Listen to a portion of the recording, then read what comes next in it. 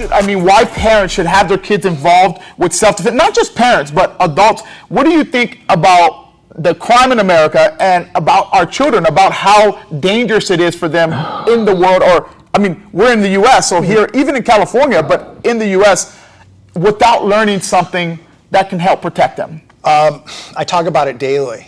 Most of our cities now in America resemble war zones.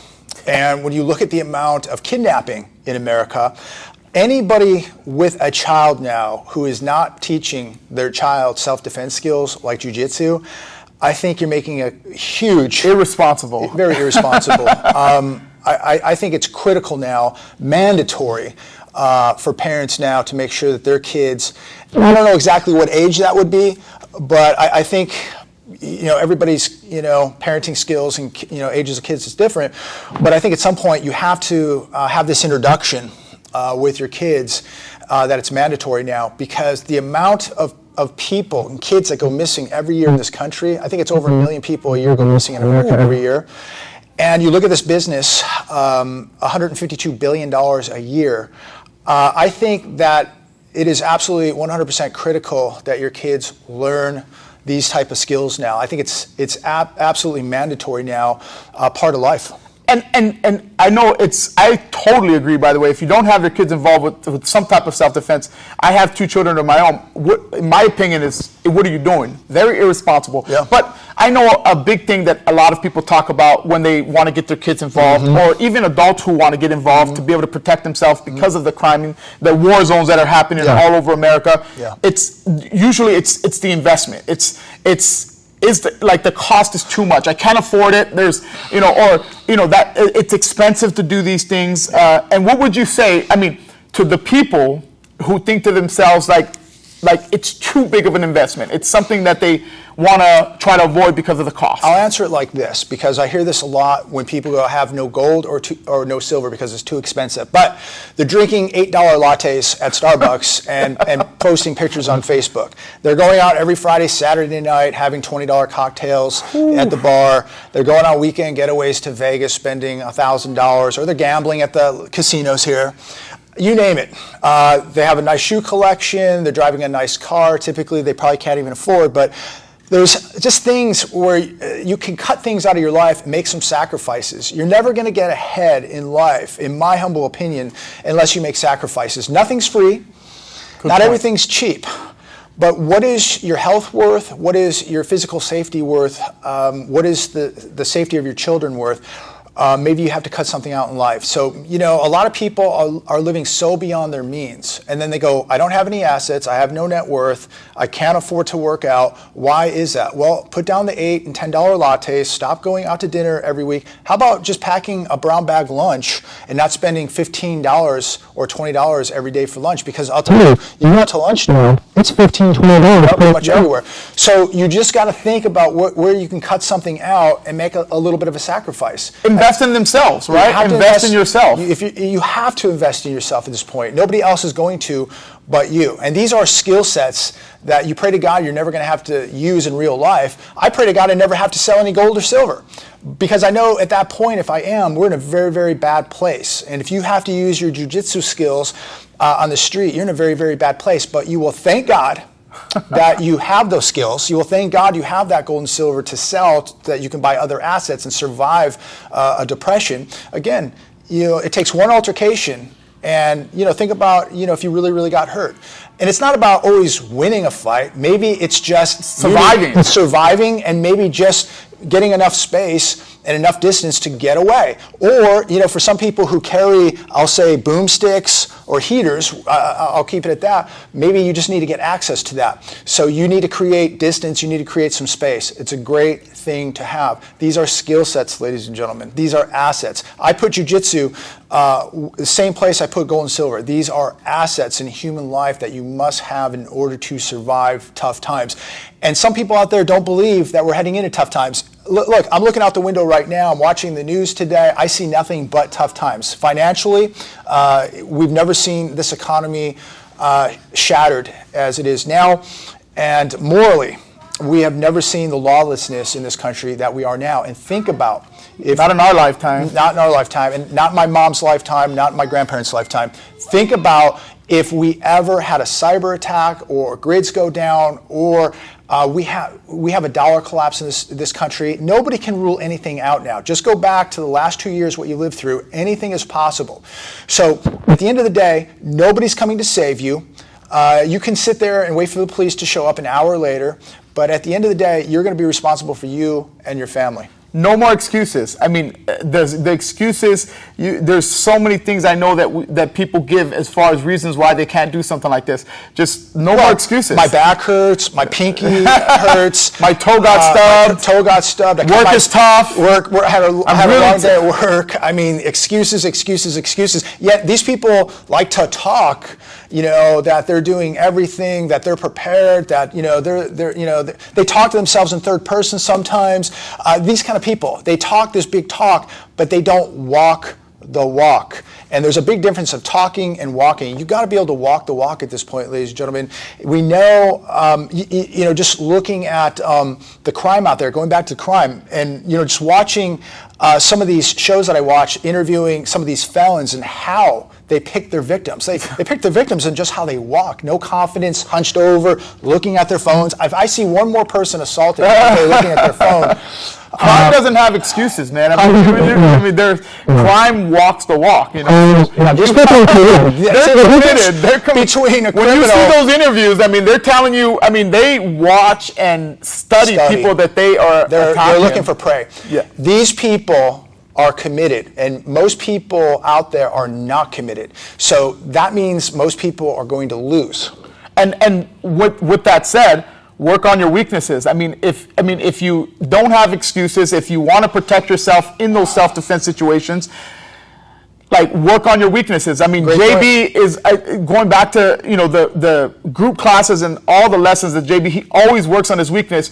Right. You should. I mean, I'm always evaluating. So I'll go to a group class and go, okay, this worked, this didn't work. Let's regroup next week. Let's work a couple days on this. I felt a little weak right here. I felt this didn't work. So, that's why I think it's good to do a group class. I think it's good to do privates if you can afford to. The combination's great because I can go and evaluate where I'm at, rolling with other people. And then, if I struggle with something or, I didn't feel comfortable with something, I come back and I just fix it. So, yeah, you don't have to do privates to do that, but I mean, even group classes are something that are super going to help you with everything you need. I mean, just get involved with something. The privates just allow me to accelerate faster, so that's why I like having the combination of doing both.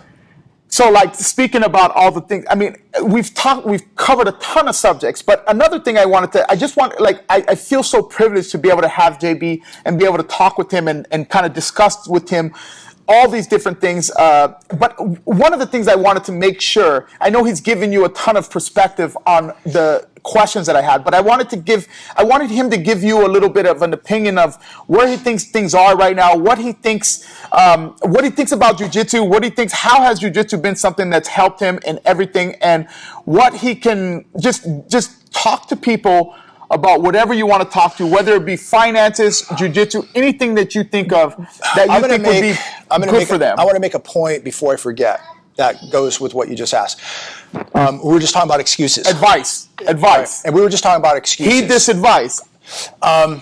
Don't use age as an excuse. Whether you're 5 years old, you have somebody here 75. 75 years old. So what's the youngest? Purple belt still moves amazing, and we've had as young as 4.5, and some schools go as young as 3. All right, so let's go 4 years to 75 and everything in between. There's no excuse. You got to get in better shape right now. We're, in my humble opinion, and I think the opinion of most people, we are heading into a very critical period in our history here in America. I think we're going to see historic times, epic times, biblical times. And there's going to be 2 types of people as we enter this period in America and the world: prepared and unprepared. So that's why you're out at the range. You're out at the range. Yeah, always. Which I commend this guy. Here's another guy right here next to me, walking the walk. And one thing I want to elaborate on, and I talked about this the other day on a video that I did, is the circle of friends, the circle of people you hang out with. I highly recommend you hang out with people who are very like-minded and people who are very prepared. People who are willing to fight. That doesn't mean people that go out looking for trouble, Never, looking to fight. never, yeah. But people who are willing to defend themselves, people who have your back. There's a lot of people, again, that go out there and walk around and talk this big talk, but they will never have your back. And you know those people, who they are, and you know people personally who around in your circle who they are. And I think that this is a time now where you really have to clean house and get rid of people who are leeches, people who just talk, people who just drain your energy, people who would never have your back in a fight. This is a time you need to really be surrounding yourselves with lions. People, and you may not have, this may not be a big circle of friends, but when times get tough, you're going to find out that you have very, very few friends. And this country is going to be tested, and you're going to be tested. And the lone wolf doesn't survive times like this. You have to have a good circle of friends. And maybe that's 3 good friends, maybe it's 30 good friends. The more, the better. But I've noticed that, there's just so many fake people out there who, tell you to get ready, tell you to prepare. They're doing absolutely nothing themselves. And too many people are afraid to walk through that front door and start from day one. And if they're too afraid to walk through that front door and start getting in shape and start getting tougher right now and dealing with confrontation, what are they going to do when the lights go out? And you really got to start asking yourself about the people you're surrounding yourself with, because these people will be liabilities during the worst of times. Great advice, man. I think make sure. I would say, if I sum that up, just be prepared, be ready. Don't fall behind. If you fall behind, it's very difficult to catch up. That's not to say that if you haven't started training or doing stuff now, that you can't start now and still make sure that you'll be where you want to be in the tough times. You can start today. You can start today. You can, at least, it doesn't mean you have to come to a jiu-jitsu academy, but you can start doing something today. Today, don't put even go to the gym, work out for 30 minutes, do it 30, walk on the street. 30 minutes a day, fantastic. And you're going to start seeing results. And you're going to start feeling better, have more confidence. But to the people out there that really are aware and awake of what's happening, this is what you really need to be investing some time and money in, is defensive skills right here.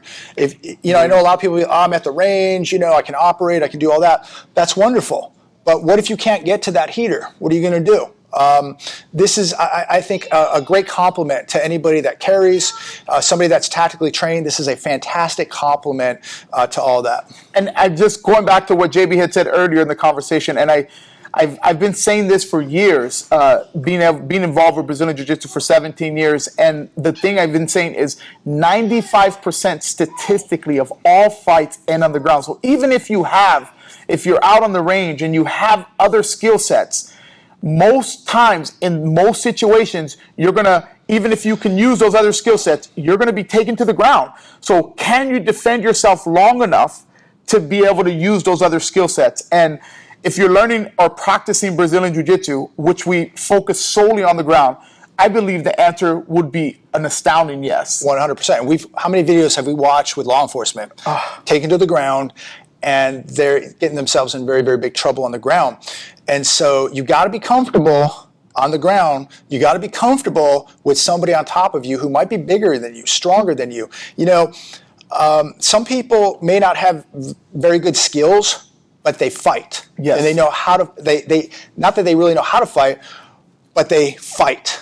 And they're not afraid to fight, and they're not afraid of pain. And that makes them a very difficult, opponent, even though without skills. They're willing to fight. And I think that, if you have some jiu-jitsu skills and you're willing to fight, then you're putting the odds in your favor that you're going to win that fight. And I think the best way to avoid a fight, number one, is just to avoid the fight, avoid confrontation. Oh, for sure, yeah. But if you cannot do that, and somebody is willing to fight, and most people really don't have skills, but there are people out there that will fight, and they're tough.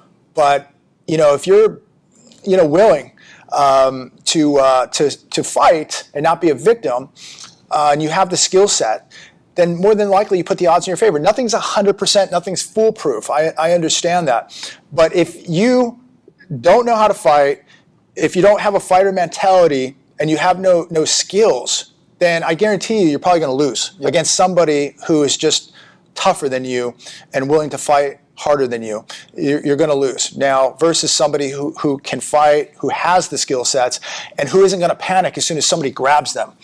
And I think that's the problem. When people get grabbed, they've never been physically grabbed before, and they go into panic mode, and they don't know what to do, and they shut down, and now they're victimized. Don't allow that to happen to you. It just takes one bad day, ladies and gentlemen, and you or your children could be a victim. And of course, all the bullying that's going on in school, I think it's 100% critical that your kids learn how to take care of themselves from a very early age. Yep. And it's going to teach them not only to defend themselves, but structure, challenging themselves, being in bad positions, and having to think how to get out of it and stay calm. Yep. And we talked about that, even financially, you're in a bad place. Stay calm, don't panic.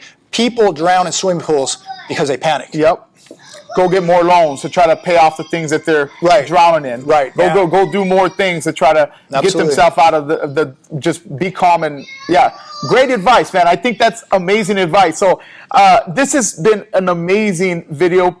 For me, one of my favorites. JB is an extremely successful person. I think if anybody had an excuse to not have to do the self-defense aspect or do the other things that he does in life to try to protect himself, he has an excuse because he's successful. I think it doesn't matter what walk of life you come from.